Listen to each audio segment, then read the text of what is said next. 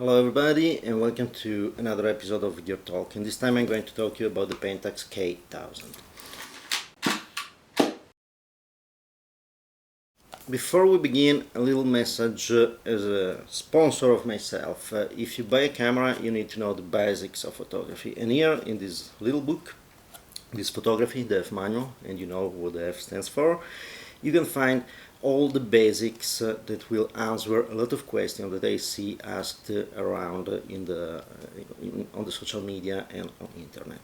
Here you can find a lot of things about how a film works, how optics works, and all the basics that you will ever need to understand photography and to judge yourself when you are going to buy a camera. So, this said, let's talk about the Pentax K1000. The Pentax K1000 was in 1976 came on the market and was the cheapest Pentax, the entry-level reflex. The series was when Pentax introduced the K bayonet for the lens. They started with this, and the KM, KX and other cameras like that were more professional.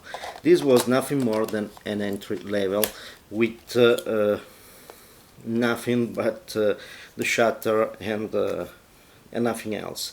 Basically, this camera is the normal shutter with the horizontal curtain, and the times goes from 1 second to 1,000th of a second plus the pause B. The Pentax K1000 is nothing more than a Pentax Spotmatic SP1000. It was the cheap model of the Spotmatic, and you can see here is an F, so was the evolution model, but you can see that the cameras are exactly the same size, the same kind of camera, the same aesthetic, the same shape. So Pentax was the basic one, and you could buy a body, a Pentax K1000 body without the lens, around $200 and $300 with the lens. And that was very, very good because it was possible to enter the SLR system with really spending not much money. And at the time, to buy something like the KM or the KX and something like that was probably more than double or 3 or 4 times the cost of the Pentax K1000. So it was really worth to have this camera. But this camera doesn't have a self-timer, doesn't have a way to look, to stop down the lens to look the depth of field. It has basically nothing but an outshow and an exposimeter that is a needle between minus and plus, not very precise, that is powered with the battery, that LR44 usual battery for Pentax. By the way, when I bought this camera, it was probably in the 90s, was a special edition, special deluxe edition, and I bought it just as an idea to have something very simple. I used this camera for a roll as a test, and I did not enjoy the camera very much. I prefer much more other cameras as the Pentax MX and so on. So this is the camera.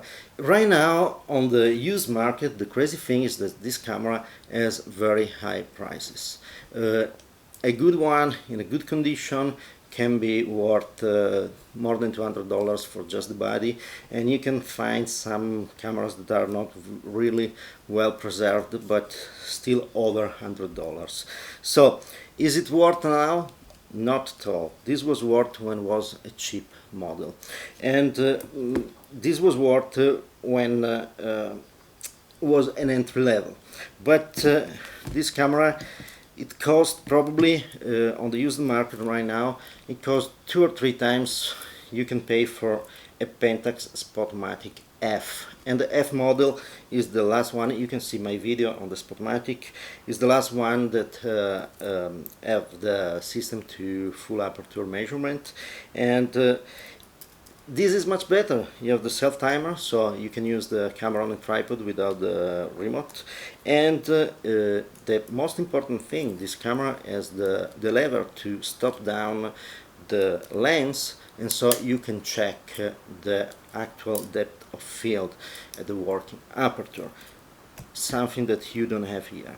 Another thing that with the money that you buy this camera right now, you can buy a Pentax MX, and the Pentax MX has not just the self timer, not just much better exposure meter, but it has the possibility to change the focusing screen, and that is something very, very important, and has a lever to check the depth of field. So right now, with the prices of the K1000 on the used market, I think this is really one of the most overpriced cameras that you can find. If you want to start photography, if you want to start on the cheap side of photography, just to try film photography, you can buy something like this. Okay, you have the screw mount, not the K mount, but the lenses, the Takumar lenses that were made with the screw mounts are basically the same. They have already the SMC coating, some of them, so you can buy for much less something like this. And the exposure meter is exactly the same. The shutter is basically exactly the same, so it's everything the same. The mechanic inside is pretty impressive how much is the same. The repair manual is basically the same for the two cameras. Also, the Pentax they made at the beginning, the K1000 was produced in Japan and was with very good materials. Going on in the years, they chipped down on the materials, and this was in theory a special edition that is assembled in China, and you can have plastic fillings here, and it's very it's not different sound. And also if you check the shutter sound, it's kind of, I don't know, sloppy at the same time, and 13 of a second. This is kind of more concrete. I don't know how to express it, more solid. So this camera very overpriced on the used market. My suggestion, if you want to start on the cheap, go with this. If you want to start spending some money, like the cost of this camera, so $200, $300, something like that, with a lens, go with the Pentax with the Pentax MX. The Pentax MX is much, much better. I think there's nothing more to say about this. Oh yeah, you don't have the locking mechanism for the shutter release, so this is something that you can put in the bag and you risk to take a picture. On the Pentax Prismatic F and on other camera you have the lock mechanism for the shutter release. So there's another thing to think about. Quality of the optics are Pentax optics, so fantastic. You can get a lot of different lenses. By the way, this is the 50mm f2 that is really a good lens, not very wide aperture, but it's a very good lens. And that's all about the Pentax K1000. As you can see, I didn't like this camera very much when I bought it, and I continue to don't see any positive of this camera, any pro of this camera, if not the fact that it was a cheap camera. With the actual price, the pro is not there. So that's all. Please, if you enjoyed the video, please put a like on the video here on YouTube, subscribe, and go to my website. There's the link. You can subscribe to my weekly newsletter, so every time I came out with a video or some news, you will receive a weekly newsletter with that. Thank you for watching. See you next time with some camera I love much more than this.